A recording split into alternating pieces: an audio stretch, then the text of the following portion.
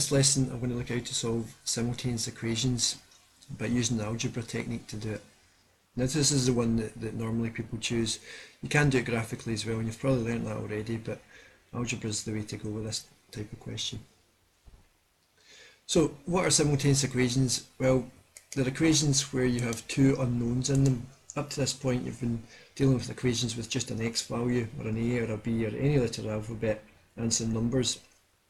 And you can use balancing techniques to sort this out.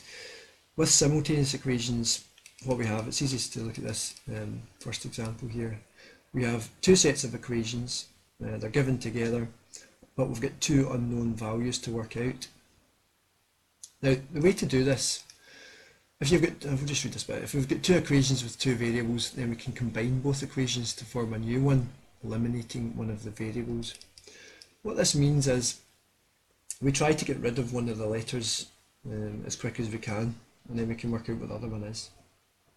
Now, in order to do this, in this first example, you can basically add the two equations together. Let's see what happens when you add these two equations together. So, work down the way. If you're adding your x and your x together, then you will get two x's. And if you add plus y and negative y, you get 0. So you'll see we have eliminated the y's in this case, and that's exactly what you're trying to do. You want to eliminate one of the variables so that you can solve the first bit of the question. So 2x equals, and if we're adding these two together, we're getting a value of 10. At this point you can work out what x is. If 2x is equal to 10, then 1x is equal to 5. Now you'll notice I've called the first equation number 1, and I've called the second one 2, and it's quite good to write out instructions on what you're doing when you're solving simultaneous equations. This is a particularly easy one, and it will get harder. So in this sense we're adding 1 and 2. Write that down just as a wee kind of rule at the side to get this value here. Now once you've got 5, what you can do is you can put 5 back into either equation 1 or equation 2 to sort out what y is. You can see if x plus y is 6, and we know that this is 5, well, you can see y must be 1. I'm going to write down what I'm doing again. It's good to have a structure to your work. I'm going to substitute into equation 1. So we'll see that if you put 5 up in here, you're going to get 5 plus y equals 6. And if you take away the 5 from both sides, you get y is 1. So the solution here is x is 5 and y is 1. Remember, that can also be a point of intersection for the two lines if you've been studying the graphical method. So this coordinate of where the two lines would meet would be 5, 1. Sometimes you're asked to write that down, so it's important to note that's what that is. Another good thing you can do here is you can double check. We've checked that 5 plus 1 makes 6, but we didn't check in equation 2. So you can check the values in equation 2 to see if it works.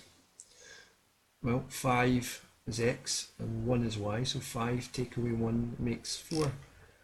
Okay, well, yeah, 5 take away 1 makes 4, and we've double checked that just by putting the values into equation 2. Good to do in the exam, you know, if you're doing it correctly. Okay, let's look at one more for this first lesson. So solve this pair of simultaneous equations here. Now you'll notice that it's a wee bit more complicated. In fact, we've got 3's and 2's, and this one we just have x's and y's. Now the same technique before applies. What you can do is you can add these two equations together.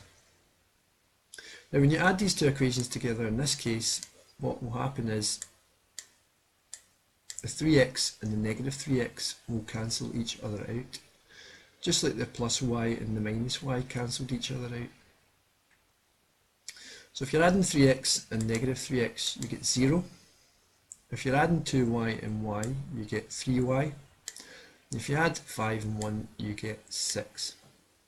So as before, we called this equation 1, and if you were doing this in your jotter, just like a 1 in a wee circle and a 2 in a wee circle. And we're showing that we're adding the two equations together here. We're adding 1 and 2 to make this. So 3y's make 6, that's easy to solve. 1y is 2 then.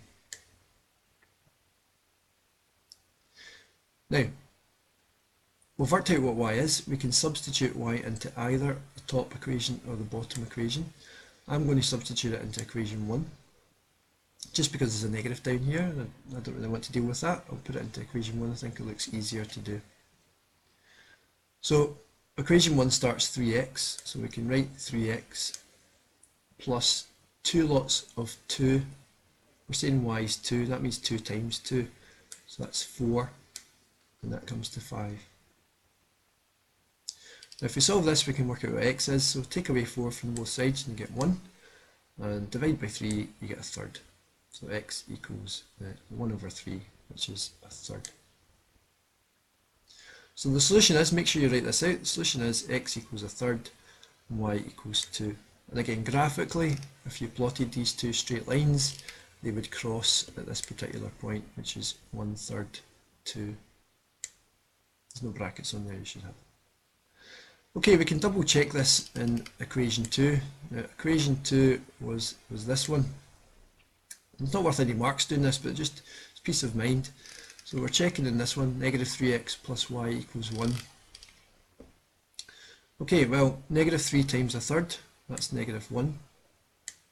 And y is 2, so plus 2. So negative 1 add 2, yep, that equals 1. We know it's right.